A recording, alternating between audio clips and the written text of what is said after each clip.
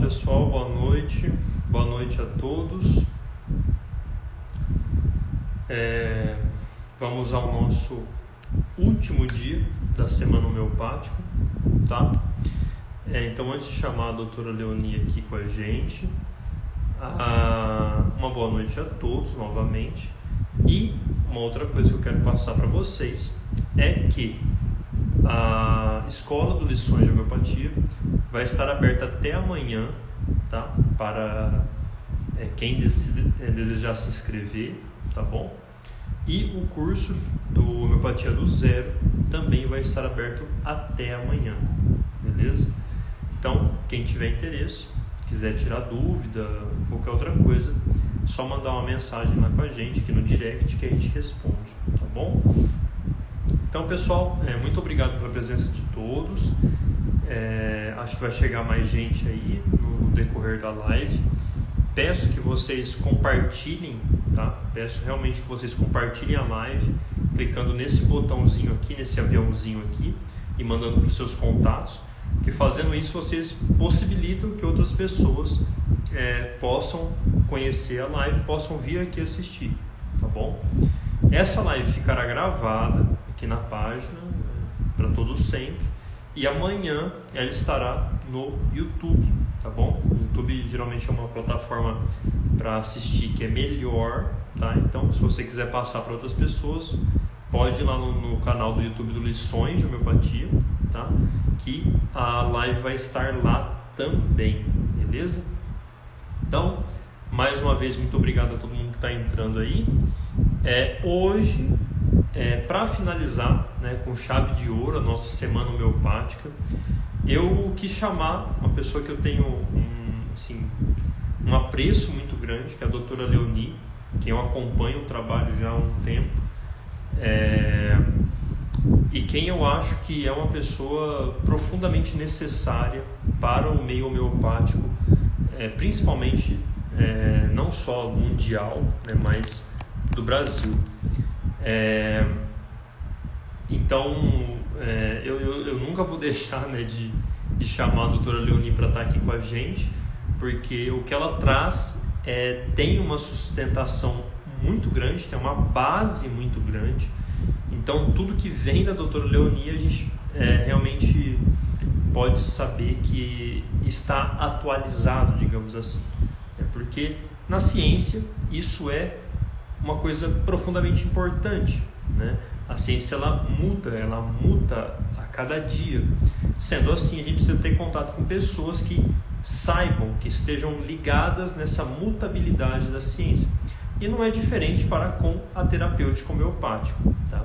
Hoje, então, eu trouxe aqui a doutora Leoni para a gente desmistificar essa questão do remédio homeopático, para a gente colocar um monte, né, e tirar um monte de dúvidas sobre o medicamento homeopático, que é algo que as pessoas perguntam muito, né, e que a gente sempre delimita uma série de questões, né, uma série de respostas que no fundo a gente meio que não sabe, ou meio que ainda não estão fechadas sobre o remédio homeopático. Tá, eu posso deixar perto da televisão, eu posso deixar perto do micro-ondas, eu posso deixar perto de coisas com cheiro muito forte, eu tomo remédio, eu posso chupar uma bala de hortelã, como é que realmente isso neutraliza o remédio ou não, causa algum problema ou não, o que pode destonar, né, neutralizar o efeito do remédio homeopático, da dose homeopática. A gente sabe que tem profissionais, prescritores que indicam uma coisa e outros que indicam outras coisas. Então vamos nessa live de hoje. Eu trouxe uma pessoa que é profundamente especializada no remédio homeopático, na natureza do remédio homeopático, que está a par dos estudos mais recentes envolvendo essa natureza do medicamento homeopático. Então, pessoal, eu espero que vocês aproveitem, tá? Façam suas perguntas também e compartilhem a live, tá bom? Deixa eu chamar a doutora aqui.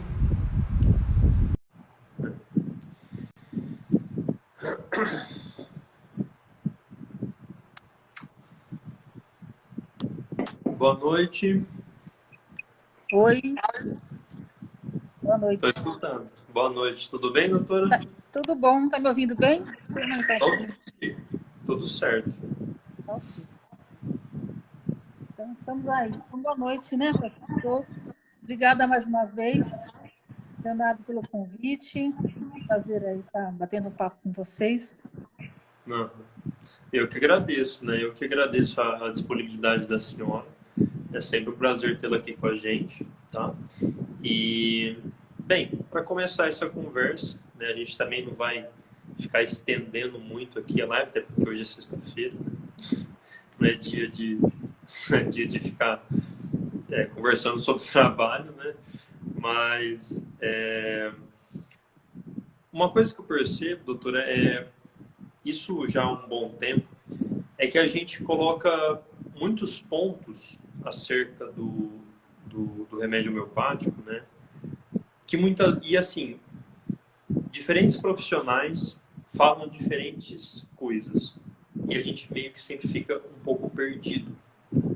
Então, sempre aqui na página, por exemplo, vem uma pessoa, faz uma pergunta, vem uma outra, faz uma outra pergunta, e aí fica uma coisa assim, aquela pessoa entende X, a outra pessoa entende Y, e a gente percebe que é uma coisa meio bagunçada, meio sem concordância nenhuma.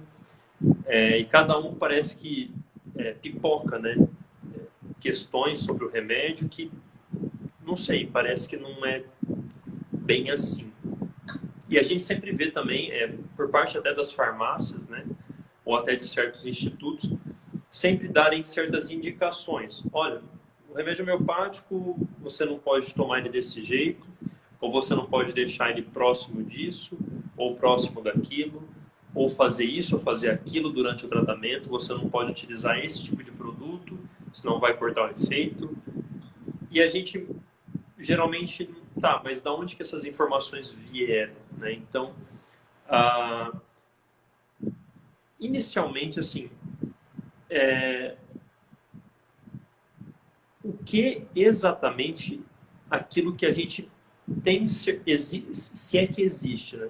Existe algo que a gente tem certeza absoluta que neutraliza totalmente, de forma absoluta também, o efeito do remédio? Por exemplo, eu tô com o frasco do remédio aqui, eu expus a certo tipo de coisa e isso neutraliza totalmente. Eu sei que depois que aconteceu aquilo, eu posso jogar o frasco fora.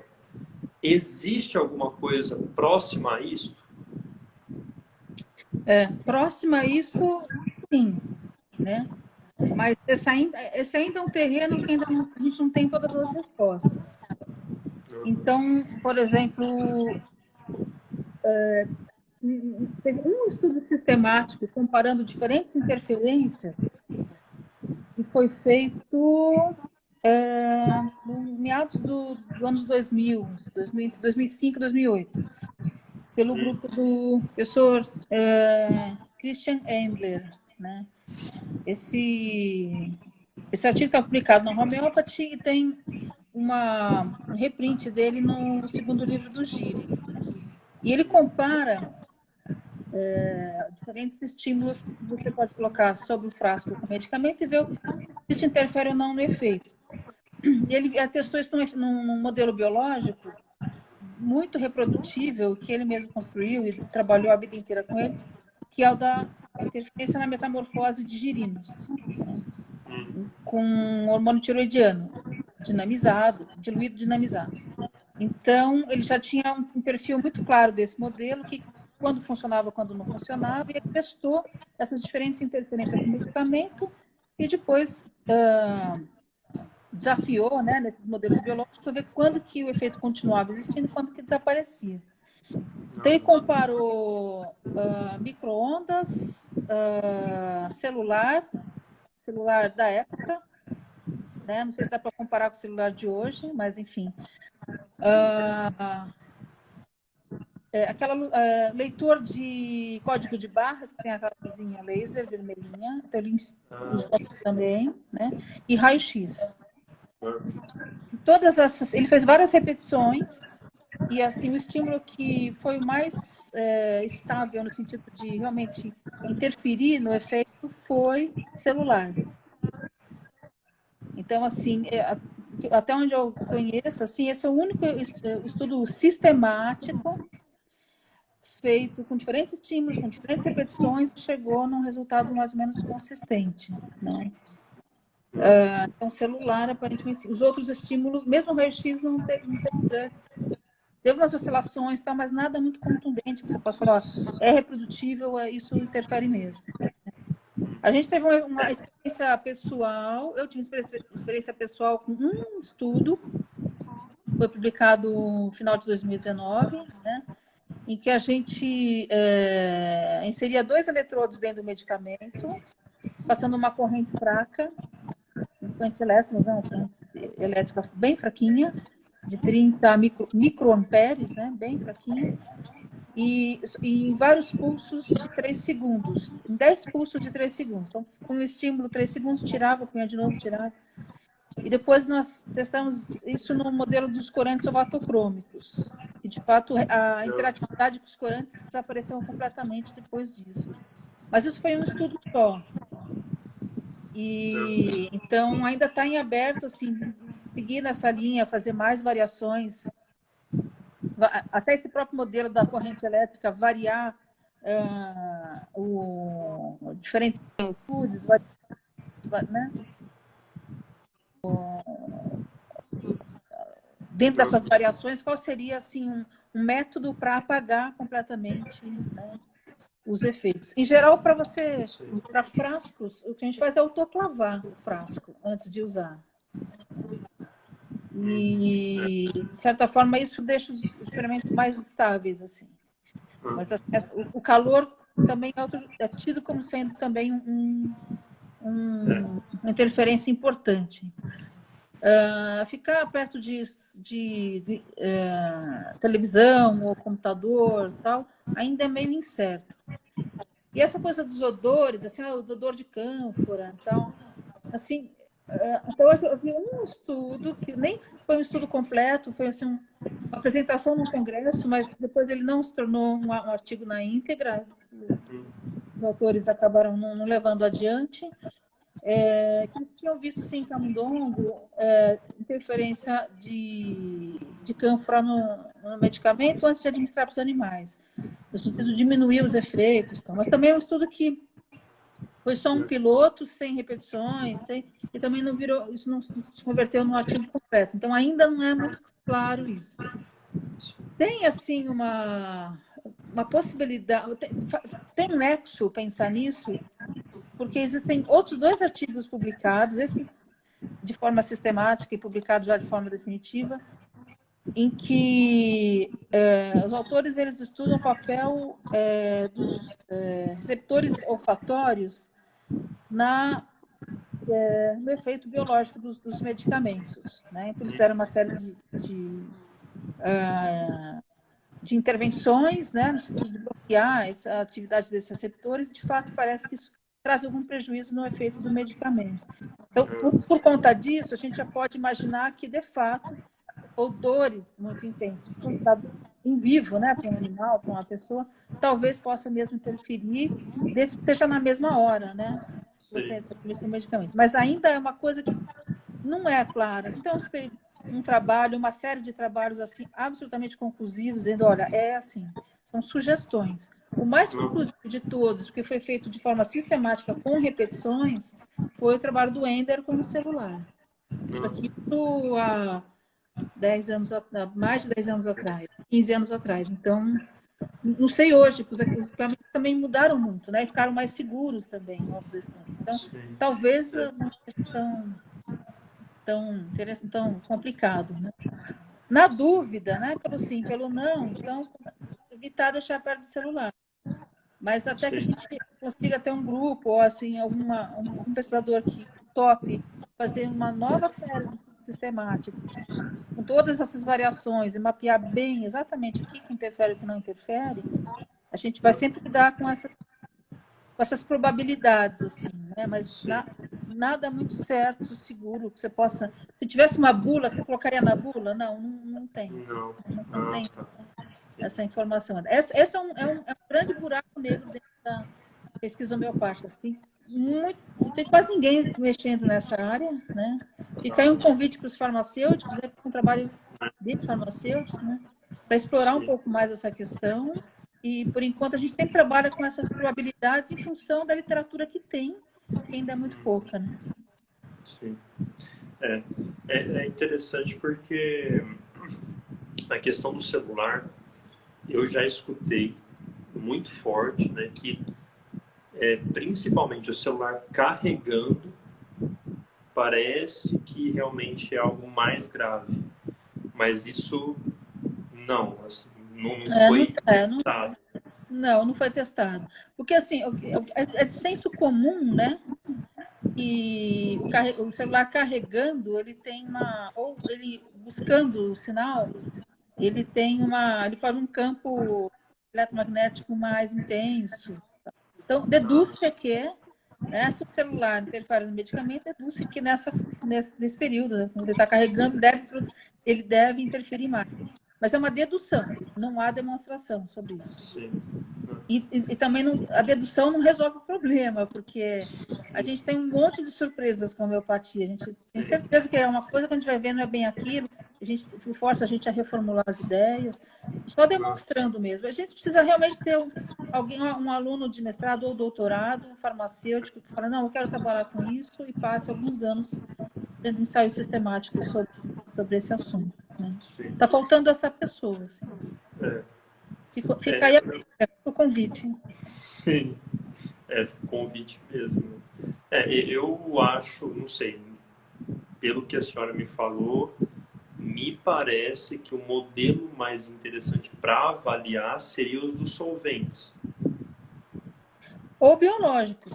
Um modelo biológico bem estruturado, como esse da metamorfose, né? Ele reproduziu isso várias vezes em diferentes países, em centros. É um modelo É um muito modelo bem bem. reproduzível. Né? Então, assim, ele tinha confiança no modelo. Né? Mas não precisa ser esse. Né? A gente pode ter outros modelos. Até mais simples que esses a gente consegue usar. Né? Mas teria que ter um modelo biológico e o corante para a gente poder fazer o paralelo. Né? A gente estava trabalhando com os corantes e, naturalmente, testamos os corantes. Mas, assim, para a gente ter para fechar todo o ciclo e chegar a uma conclusão definitiva, teria que ter os dois juntos, né? Ou pelo menos só biológico, porque isso já vai direto na ponta, né? E falar assim, isso aqui interferiu ou não. Mas para a gente poder inferir sobre mecanismos, usar o modelo dos corantes junto, que é uma coisa simples e dá para fazer, seria mais interessante, claro. Mas não é obrigatório. Sim. O corante, assim, já para... Acho que muita gente não sabe exatamente, mas o que a gente observa quando emprega o corante? Por exemplo, eu tenho o frasco do remédio, o que de fato eu estou observando quando eu emprego o corante, eu falo, tá, isso aqui é um remédio homeopático, aquilo ali não é um remédio homeopático. Como é que funciona, assim, mais ou menos? Eu sei que deve ser bem complexo, mas... Não é. A ideia em si é simples, né? Interpretar os resultados que é complexo, mas assim, a ideia e a metodologia até é simples. Então, assim, esse modelo dos corantes, né, ele foi desenvolvido, ele tem sido desenvolvido, né, que ele ainda não está acabado, ele está num evoluir constante, né? Desde 2015, mas 2014, 2015, por um pesquisador britânico chamado Stephen Cartwright, né? E ao longo desse tempo, cada ano ele publica um artigo novo e ele vai aprimorando o modelo. Foi uma ideia que ele teve, muito feliz, por sinal, e essa ideia, ela é da base premissa. Né? Os corantes somatocrômicos são corantes, né? São moléculas que têm cor própria, né? E que, dependendo do solvente onde esse corante é dissolvido, em geral eles são em pó, né? Eles são uma forma sólida. Então, dependendo do solvente que você utiliza para diluir e dissolver, né, esse pó, esses corantes, ele pode assumir uma cor diferente. Né? Então, eu vou dar um exemplo aqui. Tem um dos corantes que a gente costuma utilizar é o violeta metileno, né? Se você dilui ele em água, ele é bem violeta, bem roxo, né? Se você dilui ele em álcool, ele tende a ficar mais azul, azul escuro, azul, né? Então, é o mesmo corante, o mesmo pó. Dependendo do solvente que você usa, ele pode mudar de cor, né? Isso diz respeito a uma questão de interação eletrônica entre a molécula do corante e a molécula do solvente. Então, se você olhar a molécula desses corantes, o que os corantes solvatocrômicos têm diferente dos outros? Eles têm uma estrutura molecular, eles têm um lado da molécula que é positivo e um lado negativo, né? E se você for ver a nuvem eletrônica que tem em torno dessas moléculas, ela não é homogênea. Ela fica mais elétrons de um lado e menos do outro. Então, ela é uma molécula polar, né? E os solventes usados para fazer medicamento homeopático, eles são polares. O álcool é polar, a água é polar. A solução hidrofórica também. E, então, a água é o modelo ideal, né? Que assim, é o mais bem conhecido em termos dessas características, e também é o que está na natureza, é o que compõe aí 75% dos seres vivos, né? É água, né? E o número de moléculas é 99%, né? Então, o organismo humano, se você contar molécula a molécula, 99% é água, 1% é todo o resto, né? Ficar uma molécula pequenininha, então, para encher um organismo é praticamente tudo, né? Então, então assim, a água está em todo lugar. Então, acaba sendo o nosso solvente modelo, digamos assim, né? Mas pode fazer isso com álcool também. Então, o que acontece? Como a água ela é polar, né? Também tem essa distribuição que não é homogênea, né? O lado do oxigênio, são os dois oxigênios, ele tende a ter mais elétrons concentrados, onde é o lado do hidrogênio menos elétrons. Então, ele tem uma nuvem eletrônica polarizada, que fica mais negativo de um lado. Então, o que acontece? Essas moléculas de corante interagem com a água no sentido inverso, um positivo com negativo, negativo com positivo, né? Então, conforme assim ele vai se diluindo, ele vai interagindo com essas moléculas de água e acaba compondo uma nuvem eletrônica coletiva. E as próprias moléculas de água, elas interagem entre si, formando complexos, formando clusters, né, aglomerados. O termo mais usado hoje são nanoestruturas, né? E esses corantes interagem por carga com essas nanoestruturas. Se você modifica o perfil eletrônico dessa nanoestrutura, a interação desses corantes muda também. Ou eles ficam mais juntinhos, ou eles ficam mais separadinhos, eles mudam a configuração nessa interação.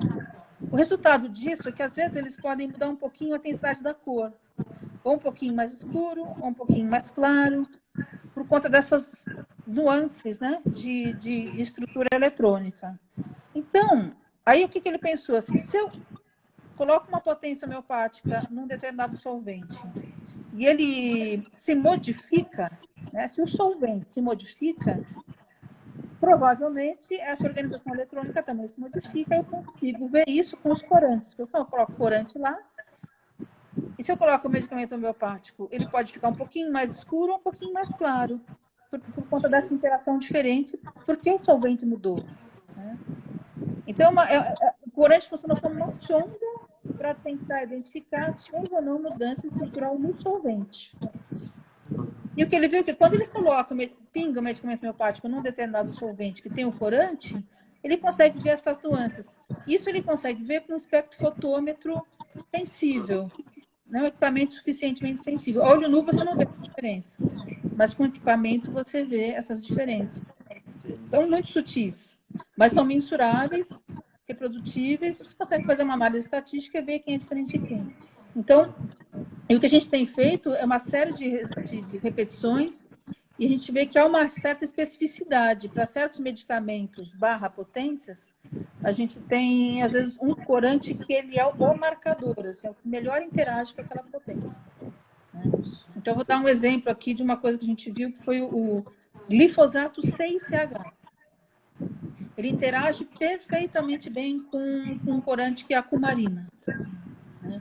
Então, você bota lá o glifosato no solvente, a cumarina aumenta a absorbância, né? Ela fica um pouquinho mais escura. Você vê isso no espectro fotônico.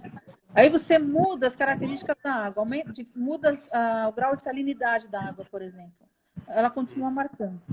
Então, a gente identificou que a cumarina ela pode ser chamada de um marcador do glifosato 6. Se você tem desconfiança que aquela água foi tratada com glifosato 6, você estão na dúvida assim, troquei a etiqueta, será que isso aqui é o glifosato 6 ou será que é a água pura?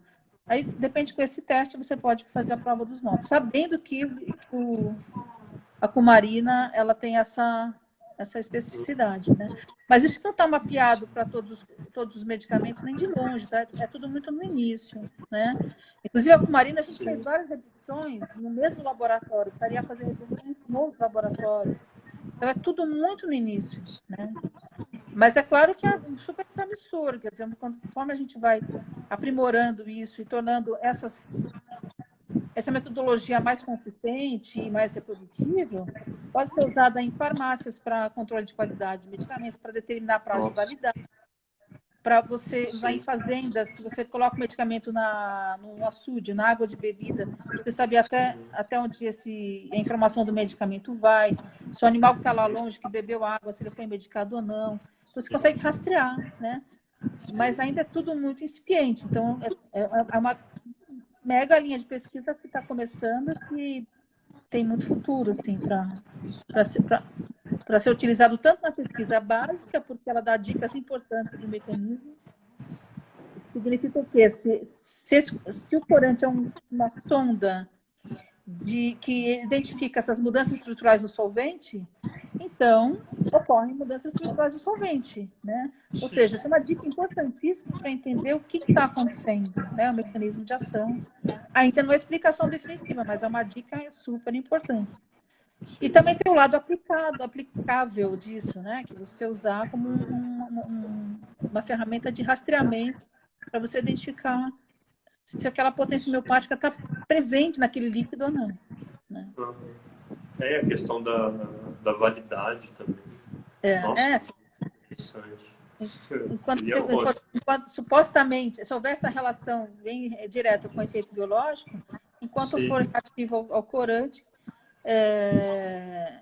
você sabe que que você pode usar. Pode fazer a potência seguinte a partir dela. Nossa, mão na roda para quem. Nossa, farmácia.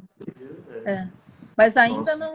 Vamos usar amanhã? Não dá, ainda não dá, porque está tudo muito no começo, né? Tem que ter mais pesquisa, tem mais gente trabalhando nesse modelo para poder desenvolver isso, né?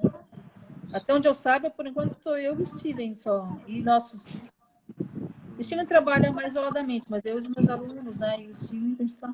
Mas dá para fazer isso em mais lugares, assim, né? Então, essa parece uma coisa bem promissora mesmo. Sim. É algo bem simples até, assim. São corantes que a gente já usa nos laboratórios, né? Já tem...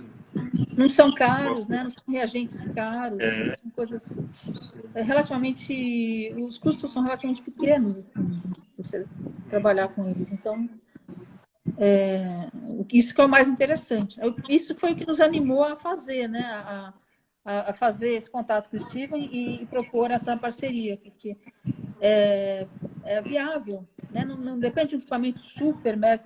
Espectrofotômetro é um equipamento caro, mas não é um dos mais caros, não. É um equipamento assim. Sim, tem coisa muito mais cara. Muito mais, né? E assim, não é uma coisa, precisa de um técnico especialista. Não, o equipamento você aprende ali a mexer com ele, ele vai, assim, você faz, né? Então, assim, é relativamente simples fazer, né? Então, é uma coisa que está ao alcance, está na mão, está ao alcance de todos, assim. Não tem que chamar a NASA para avaliar. Você consegue usar um espectrofotômetro no laboratório comum, né? Então, isso é bacana. Que bom, bem interessante saber, né?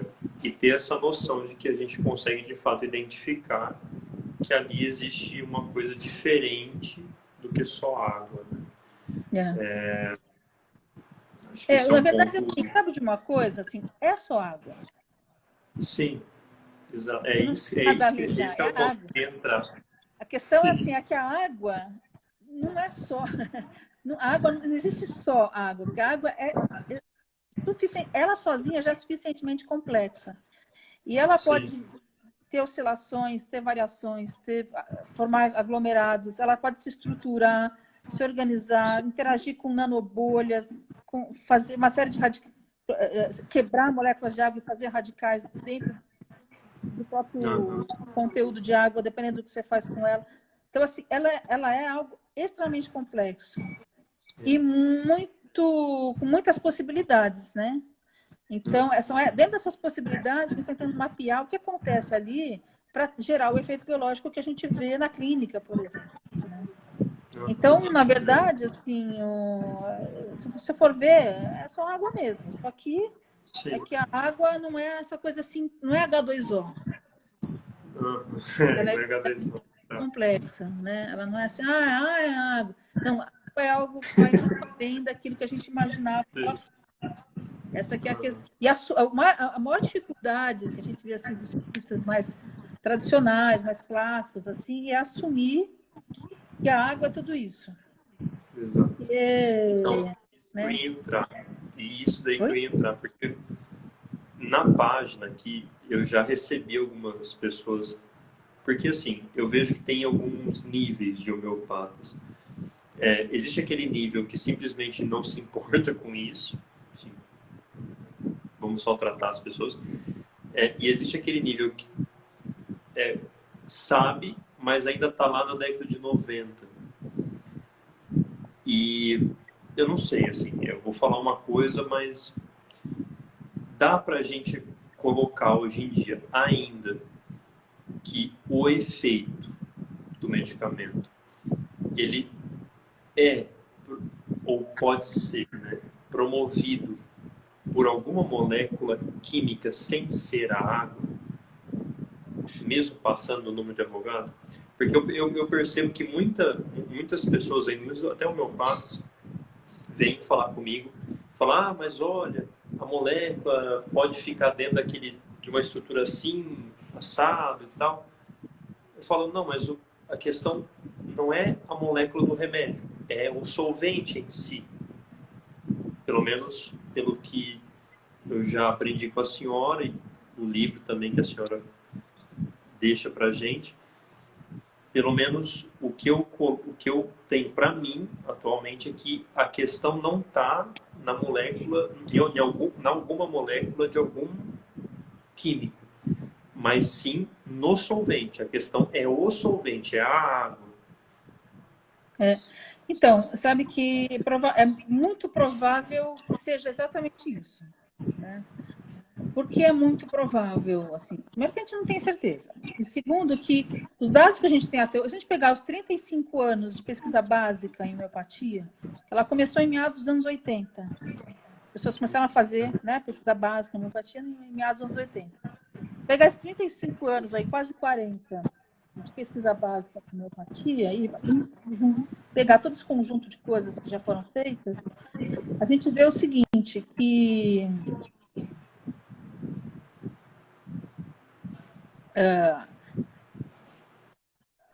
quando você espera que uma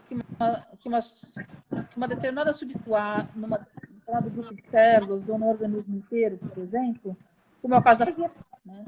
Você vai aumentando a dose, você vai aumentando o efeito, chega uma hora que você satura os receptores farmacológicos, e aí quanto mais você aumenta a dose, o efeito permanece o mesmo, porque os receptores estão todos saturados. Né? Então, é uma curva que tem um desenho muito bem característico, que é uma curva sigmoide. Né? Ela vai crescer, ela não é exatamente linear, não é uma reta, ela vai crescendo nesse sentido e depois ela estabiliza.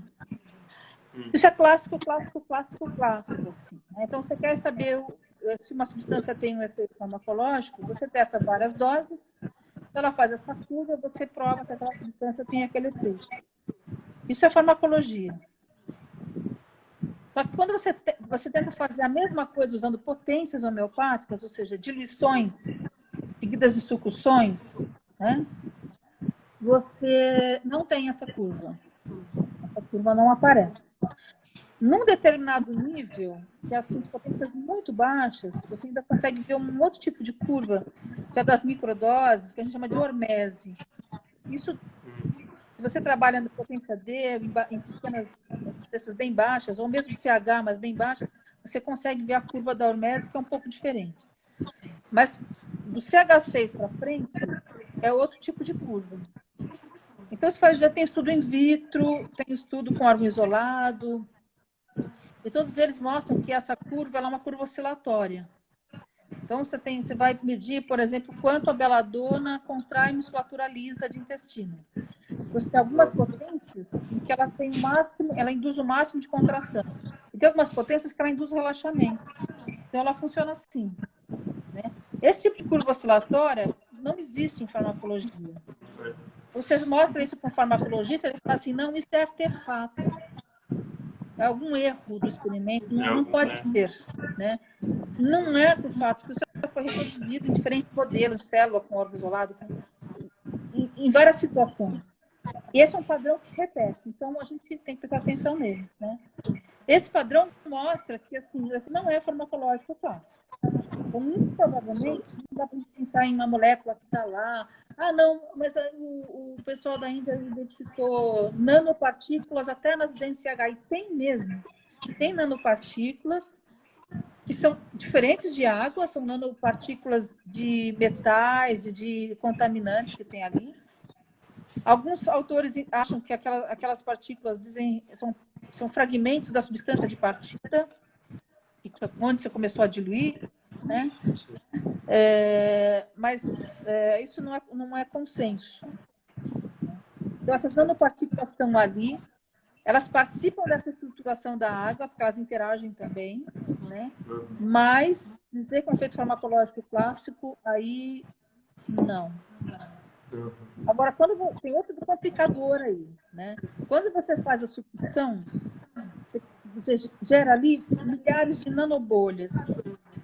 E essas nanobolhas, elas se comportam como se fossem partículas sólidas. Né? E elas modificam essa estruturação da água, de alguma forma. A gente ainda não tem isso muito bem mapeado, mas sabe que ela realmente modifica.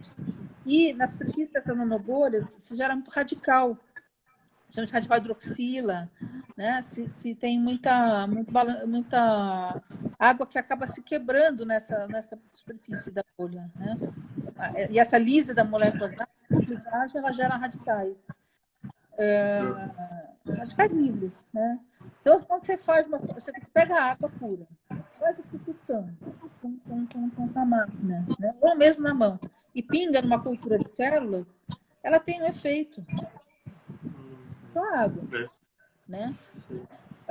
E aí você começa a ver que depende a quantidade de sucções que você faz pode interferir no efeito nem vou chamar de medicamento, dessa água succionada nas células. Então, o ato de succionar produz uma série de derivações da própria água, um gás, água, que por si só que quando você faz uma potência homeopática de arnica, por exemplo, você vê efeitos que você não vê na água succionada, você vê só na arnica. Então, você tem umas sobreposições de coisas. Você tem a água, coisas acontecem quando você succiona, você vê o efeito dessas coisas que acontecem, mas, além disso, você tem um efeito específico do medicamento. E no modelo biológico dá para ver bem, e no modelo dos corantes você consegue ver bem. Você simplesmente succiona a água, você não modifica a absorvância dos corantes. Até hoje, de nenhum corante a gente conseguiu ver isso. Não me tem um corante que você consegue ver atividade oxidativa, mas é um corante que serve para ver atividade oxidativa. Então, já é um corante que tem outras propriedades além da solvatocromia, então a gente acaba descartando. Mas um corante solvatocrômico puro e simples, ele é só solvatocrômico, não é um indicador de atividade oxidativa, ele só reage quando tem potência homeopática, quando você parte uma substância de partida e depois nas diluições. Só a sucção da água não modifica esses corantes. E biologicamente você vê a diferença também. Então, assim, não dá para atribuir o efeito do medicamento homeopático só o que acontece do ponto de vista bioquímico dentro da água succionada. Mas existe, sim, eventos bioquímicos dentro, eventos químicos dentro da água solucionada que geram efeitos bioquímicos numa célula. Sim. Então, são várias camadas. Então, a gente vai ter que, quando vai estudar, secar cada camada e entender o que é o quê. Por isso que é difícil. É. Então, eu acho... Nossa, eu fico até meio extasiado, porque é muito interessante, até por conta da experiência empírica, e aí me vem sempre na cabeça, quando a senhora toca nesses pontos, o Dr. Demarque, de um trecho que ele fala uma coisa muito interessante. Ele fala, olha, uma coisa é a homeopatia em baixíssimas potências, e outra coisa é a homeopatia em altas potências, né? E como isso se relaciona com o que a gente deve buscar no paciente para empregar uma alta potência, ou então o que a gente deve buscar para empregar uma baixa potência. Então, e assim, colocando esses pontos que a gente está enxergando, assim, meio, né, com os trabalhos mais recentes, faz total sentido, assim, total sentido. Sim, ser algo diferente mesmo. E essa questão da água, né, de que não existe nenhum solvente somatocrômico, né, que fala. Solvatocrômico. Solvatocrômico, isso. Vatocrômico. Porque alguém poderia falar assim, não, mas tem que ver com vários tipos de água, né, para ver se... Mas a senhora falou que não, que só reage quando é feito o remédio homeopático. Até o momento é o que a gente tem visto. Sim. Até a segunda ordem, né? Sim, tem um pesquisador russo chamado Valentin Lobuchev que andou testando em deutério e com resultados diferentes, tal. Se você muda a água, você vai mudar todo o comportamento dela, inclusive quando você faz a diluição, né? Mas aí é complicado demais, assim. Usando o H2O, a gente já tem variável demais para pensar, então tem que ir devagar, né?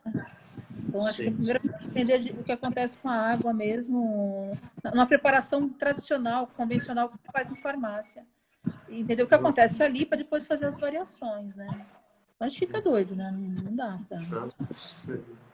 E tem uma questão, assim, que às vezes as pessoas também questionam muito, talvez já tenha aparecido para você essa pergunta, assim, mas espera aí, que validade tem eu estudar uma célula isolada se eu vou tratar o paciente como um todo? Como é que fica a individualidade, né? Então, para eu fazer outra coisa, para eu fazer um ensaio clínico, eu vou ter que abrir mão da individualização do paciente para poder fazer pesquisa? Não. Né? Depende do jeito que você desenha a sua pesquisa. Então, ninguém precisa abrir mão de nada. Ao contrário, a pesquisa é feita para a gente entender o resultado que a gente já sabe que tem no paciente. Né? E aí, tem que levar em conta também que assim, um paciente ele é uma estrutura mega blaster ultra complexa. Né? São vários sistemas, com vários órgãos, com vários tecidos, com várias células, com várias... Então, e tudo isso sobreposto. Então, o efeito que você vê sistêmico é a sobreposição de vários efeitos, porque cada célula e cada tecido vai ter o seu jeito de responder àquele estímulo. E o que você vê na clínica é a somatória, ou seja, a resultante desse monte de coisas que acontecem. E essas combinações de efeitos vão variar de paciente para paciente, vão variar de medicamento para medicamento, né? Então, assim, essa complexidade, ela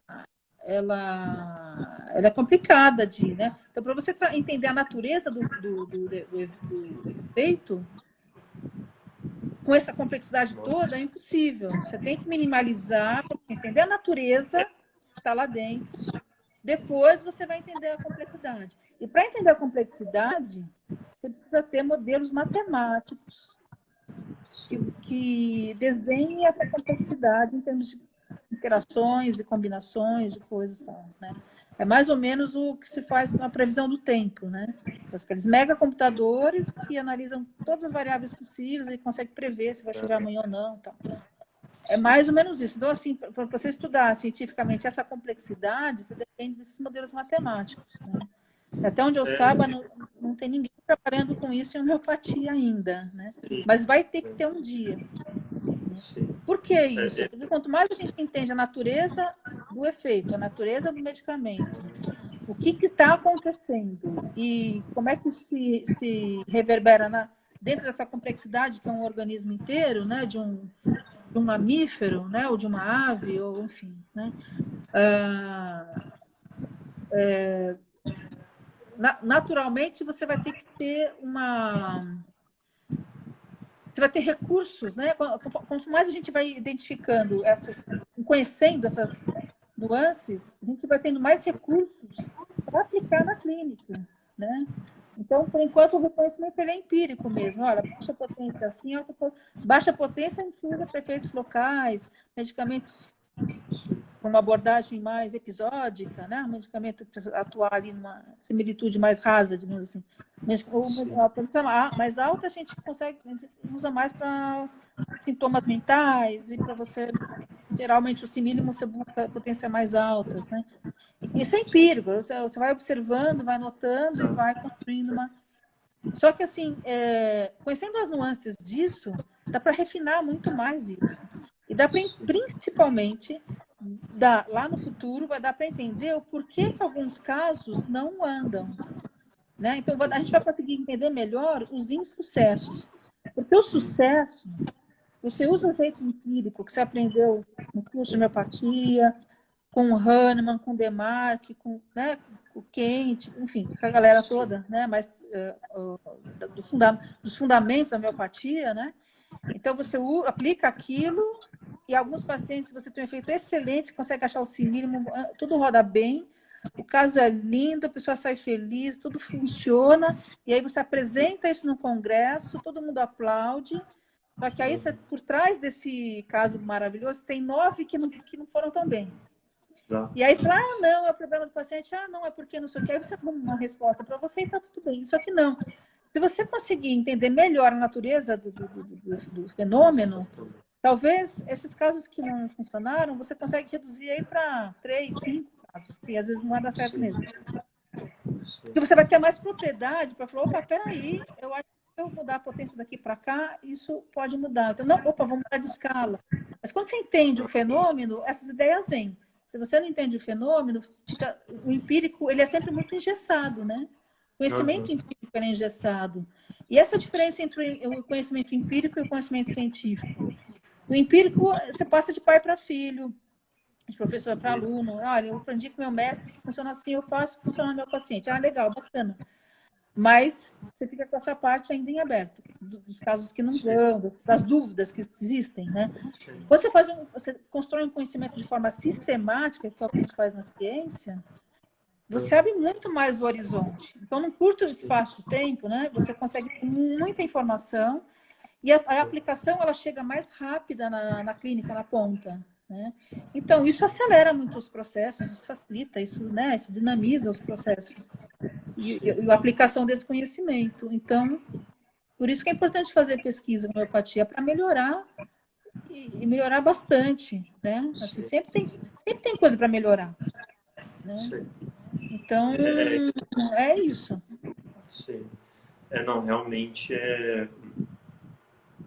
acho que a senhora falou tudo, porque realmente o que a gente vive atualmente é uma homeopatia totalmente empírica, assim, pelo menos, né, eu aprendi com fulano, eu sigo o ciclano, eu estudei com ele, com aquele, então, até eu me recordo muito essa questão de acerto, erro, me recordo sempre de uma vez que o Dr. Altar, um indiano, um dos cursos lá do pessoal da Wright Homeopatia, ele falou o seguinte, olha, tinha um tempo que a gente estava num momento da homeopatia que lá na Índia, nos nossos casos, nos nossos atendimentos, a gente tinha uma porcentagem de 60% de acerto.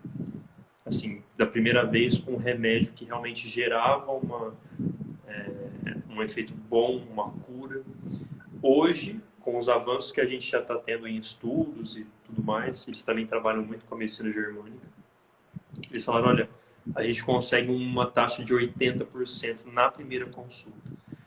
Então, isso daí me marcou muito e é o que a senhora está querendo falar. Olha, é importante porque a gente vai diminuir esse número que não dá certo, que ainda é grande. Né? Não tem E como tem falar mais, Leonardo, só para interromper um pouquinho assim, tem uma coisa que me ocorreu agora na tua fala. Tem mais um fator, hein, que a gente precisa entender, porque na época do Hahnemann, a gente não tinha celular, a gente não tinha internet, não tinha televisão. Então, assim, hoje a gente é bombardeado com Wi-Fi, com campos eletromagnéticos de toda ordem, em todos os lugares, né? E a gente ainda não sabe direito que impacto isso tem na saúde, nem que impacto isso tem no funcionamento do medicamento homeopático, ainda não está muito claro, né? Então, assim, também é importante entender a fundo, até para saber o que fazer. Volta à primeira pergunta, né? E não é só assim, deixa longe da TV, tudo bem. Às vezes não resolve. Não. Né? Deixa longe da TV, mas tem o Wi-Fi em casa. Aí você faz o quê? Desliga o Wi-Fi para usar a homeopatia? Você esquece. Desse jeito a homeopatia vai morrer, ela vai deixar de existir. Ninguém vai desligar o Wi-Fi. Tá? Então, o que fazer? Né? Assim, será que tem algum recurso que você pode fazer? Um tipo de frasco diferente? Isso uma linha que tem que ser desenvolvida. Né? E vai ajudar também o clínico, de repente, a entender, às vezes, alguns sucessos. E pode ter havido interferência no medicamento sem que o clínico tomasse ciência disso. E aí, na anamnese, no retorno do paciente, de repente ele pode embutir na ficha clínica dele perguntas que dizem respeito mas como é que você fez? Quantas vezes você tomou? Onde você deixa o medicamento? Como é que você faz para tomar? Às vezes, nisso vem uma dica, né? Você, para não esquecer, eu deixo do lado do celular, na cabeceira da minha cama. Aí você fala, putz, será que o medicamento não era esse? Será que eu errei o medicamento? Ou será que ele apagou? Exato. Né? Então, é uma coisa para... Agora, tem que saber se o celular realmente tem esse poder todo. Sim. Aparentemente, sim, por conta desse estudo que eu te falei. Então, quanto mais a gente conhece, mais recursos a gente tem para ter o caso na mão e melhorar a eficiência desse caso. Né? Sim. Então, né? Ninguém perde, não. Não. Com conhecimento. Né? Isso é uma coisa que eu tenho visto que falta, né, bastante, assim. Eu vejo muitíssimos poucos homeopatas que estão inteirados do pé em que nós estamos nas pesquisas. Porque uma outra pergunta até que eu ia fazer para a senhora a gente realmente, então, olhando tudo isso que a gente conversou, a gente pode colocar que a homeopatia não tem como ela agir de uma forma de chave e fechadura. Eu não posso dizer que existe uma ligação de algo que está dentro do frasco com um receptor dentro do organismo, dentro da célula, dentro do núcleo celular. Seria outra coisa. Eu não posso dizer que existe... Eu seria mais cuidadosa. Eu diria assim, há uma minúscula probabilidade de uma homeopatia funcionar no sistema chave-fechadura. Dentro do paradigma chave-fechadura. É muito improvável que seja assim. Quando a gente tiver definido direitinho o mecanismo, eu vou poder dizer sim ou não. Mas no atual estágio, eu posso dizer que assim, seria muito improvável, dadas as características fenomenológicas da homeopatia, tanto o estudo físico-químico quanto o biológico. Ela se comporta de um jeito, em relação ao sistema vivo, que é totalmente diferente, ou melhor, o sistema vivo ele se comporta diante do estímulo homeopático de um jeito totalmente diferente que ele se comportaria com um estímulo farmacológico. Então, e cada vez mais isso está mais evidente.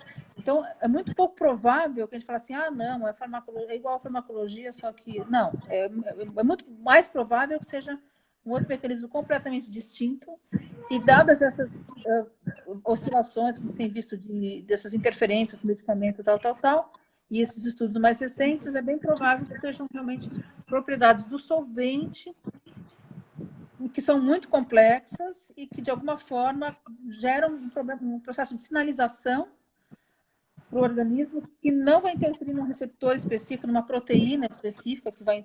Não é isso, é uma interferência muito mais ampla, menos específica, mas que modula, mas que ajusta, que interfere, que faz responder diferente, adaptando o organismo ao estímulo do meio, ao estímulo nocivo, enfim, se adapta, resgata a homeostase, digamos assim, né?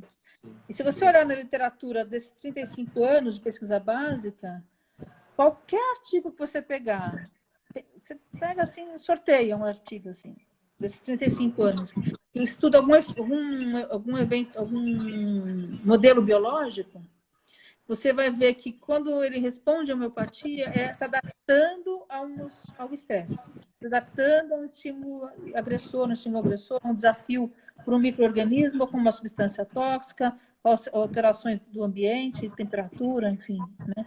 Então, é sempre o organismo se adapta, aquele sistema vivo, vamos falar organismo, pode ser uma célula isolada, mas aquele sistema vivo, ele se adapta e volta para a homeostase, apesar do estímulo agressivo. Em vivo é assim também. Na clínica é assim também. Né? Na clínica é assim também. Então, se tem uma constante que a gente possa dizer, olha, isso é a característica do tratamento homeopático, é o resgate da normalidade, o resgate da homeostase, ou adaptação, ou biorresiliência. São vários sinônimos para dizer a mesma coisa. Né? Que é o que você vê na clínica. Né? Você vê na situação experimental, você tem lá o grupo controle e o grupo experimental. Aí você desafia esse grupo experimental com algum estímulo agressivo e trata. Aí ele vai e volta nos mesmos parâmetros, muito perto do controle. Né? Esse resgate do patamar do controle é o que a gente sempre vê nos estudos. Aí eu posso dizer sempre, porque assim até hoje não vi nada diferente. Então, tem essa característica biológica de resgate da homeostase. Né? Então, há uma interferência, sim, há um processo de sinalização biofísico, provavelmente, pelas características, tudo indica que sim, mas ainda não dá para afirmar com certeza, mas provavelmente sim. A bioquímica clássica, chave e fechadura, não, provavelmente não. Então, a gente tem umas dicas, né? E esse estímulo, essa sinalização, ela parece algo bem abrangente, né? Bem, assim, é uma maré que vem, sabe, assim, e cobre a praia, né? É uma coisa, um sinal que se difunde muito rapidamente e interfere em todos os processos. Só que às vezes interfere de um jeito organizado, de tal forma que o organismo... Né? Agora, como é que acontece essa organização? Isso é uma grande interrogação. Né? O que acontece? Por que isso? Isso a gente não tem resposta. O que a gente pode ver é que é assim que acontece. É o que a gente vê, a gente tem visto ao longo de todos esses anos aí de pesquisa. E na clínica também, né? É o que a gente vê. Então, a diferença é se um animal está bem, aí você injeta lá um beta-bloqueador, e aí você vai ver que o batimento cardíaco dele é diferente. Então, o animal está quieto, está equilibrado. Aí você coloca lá, injeta lá uma Nica 6CH, injeta, né? Ou você trata, né? Pode ser que não mude nada. Né? Mas se ele tiver uma inflamação aguda, ou se ele tiver um hematoma, você vai ver que ele recupera a integridade do tecido mais rapidamente do que aquele que não foi tratado. Você tem que, para você ver o efeito bem, você tem que ter o desafio. Então, aí você tem um resgate da... Né? Isso não é... A farmacologia não é assim. A farmacologia... Você usar um anti alguma coisa, ele vai fazer o papel do anti alguma coisa. Tanto faz se aquele indivíduo está doente ou saudável. Né? Só que você vai manejar isso de um jeito que você vai usar nas situações de doença para tentar diminuir os sintomas, para tentar aliviar o paciente. É um uso estratégico. Mas o efeito do medicamento alopático não depende do paciente que está doente ou ter um desequilíbrio. Né? Ou ter um estressor presente. Não depende disso. Ele vai ter o efeito dele. Porque é molecular. Né? Exato. Então, são características diferentes. Né? Isso eu fico assim... Porque isso é muito peculiar da homeopatia. Né? Ele vai funcionar, mas tem que estar naquele estado. Né? Assim, Então, Tem que ter a similitude, né? Não é qualquer coisa, né? Ah, dá exato. qualquer dinamiza a água aí, dá. Não, não é. Tem Não uma é assim, não vai especificidade. funcionar. Isso que é o mais intrigante, né? Não, Um indivíduo que responde com e nasce amar a 30, não adianta você dar nos ômega. Não vai exatamente. acontecer nada. Então, essa especificidade ela é muito clara, né? Sim. Então, Eu isso. acho interessante porque parece, assim, né, que a homeopatia usa um modelo meio, digamos, de aplicação do remédio, um modelo meio que usa simbologia. Porque a gente não tem, assim, claramente por que dessa relação. Olha, por que eu tenho que ter essa semelhança sintomática e ainda mais, né, nas escolas mais contemporâneas de homeopatia, não só a semelhança sintomática, mas semelhança caracteriológica, né, do paciente, se ele é calorento, se ele é friorento, se ele transpira, se não transpira muito. Por que eu tenho que ter essa semelhança caracteriológica e sintomática para que o remédio funcione? Sabe como é que eu vejo o princípio de similitude? Esse é outro problema, né? As pessoas falam, a homeopatia é baseada no princípio de similitude. Aí o cético fala assim, não, isso é bobagem, porque não há relação de causa e efeito entre similitude e efeito, né? Relação de causa e efeito não tem mesmo. Não é a similitude de causa e efeito. Exato. Né? A similitude é uma dica para o clínico se orientar no qual remédio ele vai escolher. Né? Então, assim, é como se essa interferência, essa sinalização, ela gera determinados efeitos que aquele indivíduo complexo, né, o paciente, um ser humano ultra complexo, né, ele vai expressar sintomas, desde os mais subjetivos até os mais objetivos, em resposta a essa sinalização, que é a patogenesia. Você dá, ele responde. Né? E aí você usa esse conjunto de sintomas como um retrato, um sistema de códigos, um QR Code. Né? É um sistema de códigos. Você fala assim, opa, quando é assim, dá para usar aquilo. Sim. Então, é uma dica. O que o Hahnemann fez? Ele sistematizou essa dica. Por quê? Porque é o que ele tinha na mão na época. Início do século XIX era o que tinha. E ele sistematizou isso de uma forma impecavelmente brilhante. Assim. E ele foi muito rigoroso nas experimentações dele. Então, assim, ele fez isso muito bem. E aí ele faz o órgão, e aí ele propõe essa ideia. E aí funciona, porque a dica dele é excelente. Né? Usar o princípio de similitude é tudo de bom, funciona. Mas ele não é um princípio explicativo. Essa é a questão. Né? As pessoas buscam na similitude as pessoas buscam na similitude a explicação, não vai encontrar, porque não tem mesmo. Não é a função. Né? A função é uma dica para orientar o clínico. Acabou. É prático. Né? Para você entender, você tem que descer mais a fundo, que na época do Hahnemann não dava para fazer isso, porque não tinha nem conceito, nem equipamento, não tinha, né? Não tinha. Então, não era possível. Ele fez o que era possível na época dele. Hoje a gente faz o que é possível fazer na nossa época. Né? Daqui a 200 anos vai dar para fazer muito mais. Mas, né? Então, assim, cada um na sua época. E na nossa época a gente consegue ir além. Simplesmente da aplicação do princípio de similitude. A gente consegue entender um pouquinho mais as coisas. Isso ajuda também. Aí significa que vai ter que pegar a similitude e jogar no lixo? Claro que não. Da mesma forma que eu não vou jogar no lixo a farmacologia clássica, que alguns falam também, né? Não, mas se eu aceitar a homeopatia, eu vou ter que jogar fora, jogar no lixo tudo que eu aprendi. Bobagem. Que drama. Drama. Gente, conhecimento não substitui o outro. Ele só agrega. Né? Então é isso, simples assim. Agora tem que conhecer, né? Hoje a gente tem algumas dicas, assim, umas dicas importantes de mecanismo que há 10 anos atrás a gente não tinha. Nos últimos 10 anos, assim, cresceu muito essas possibilidades. Isso tornou mais concreto, mas você consegue pegar na mão a coisa e montar um modelo e ver. O corante foi maravilhoso, né? Porque assim, nossa, temos alguma coisa aqui que a gente pode usar de guia, uma sonda, né? Que nos mostra o que está acontecendo. Exatamente o que acontece, eu não sei, mas ela me indica coisas, né? Ela me dá sinais. Então, é uma sonda assim, que putz, facilita muito a vida do pesquisador. E que pode facilitar a vida do farmacêutico, pode facilitar a vida do fazendeiro, enfim, né? Sim. E assim, depois do corante vaporômetro, vai vir outro método melhor, ou esse vai Sim. ser aprimorado, né? Sim. É assim que funciona, né? Ainda bem, né? Sim, ainda bem.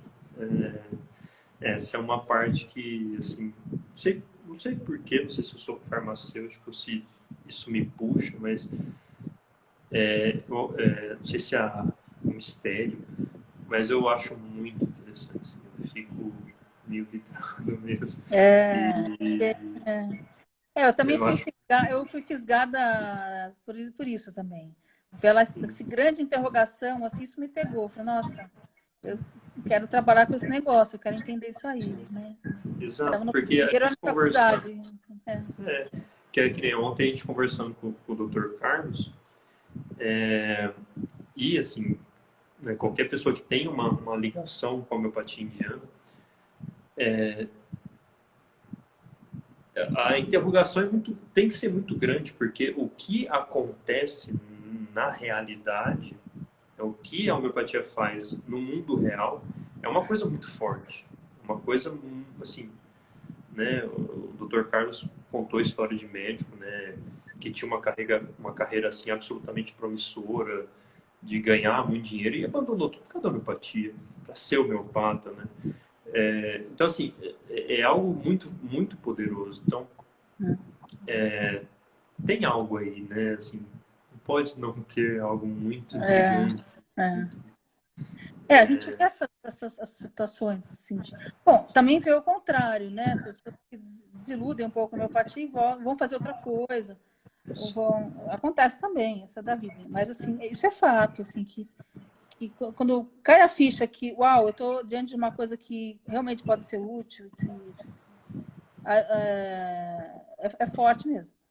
Né? Sim. Eu tinha um aluno de pós-doc que a formação dele era médico em ciência, ele é médico humano, né?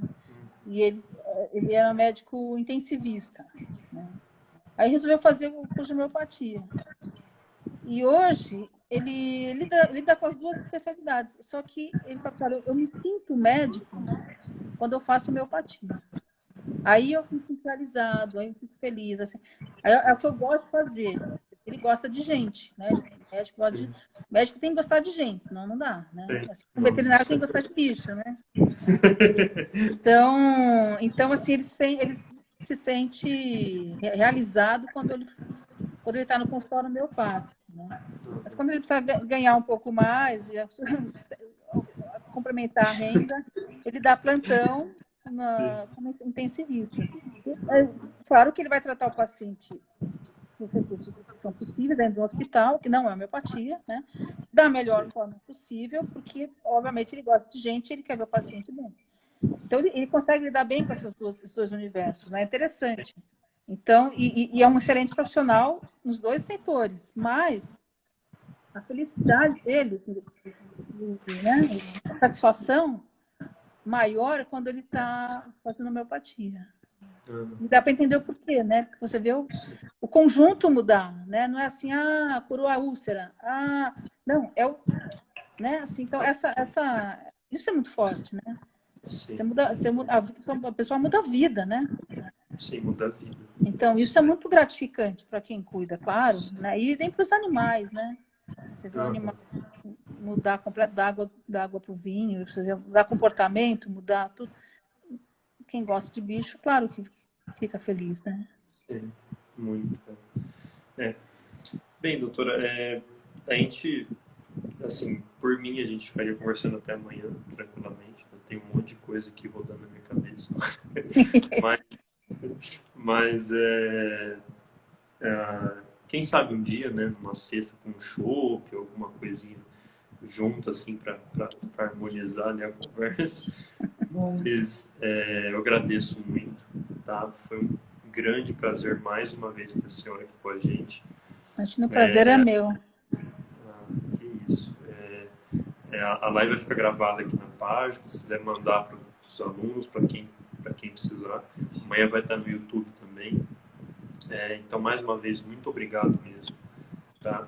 E espero que um tempo a gente possa fazer mais lives. E quero agradecer o pessoal que também está aí seguindo, que seguiu a Semana Homeopática aí, a semana toda. Muito obrigado, pessoal. Doutora, uma boa noite. Tá? Até a próxima. Fica com Deus. Um abraço. Muito obrigada. Abraço para todos, então. Tchau, tchau. Tchau.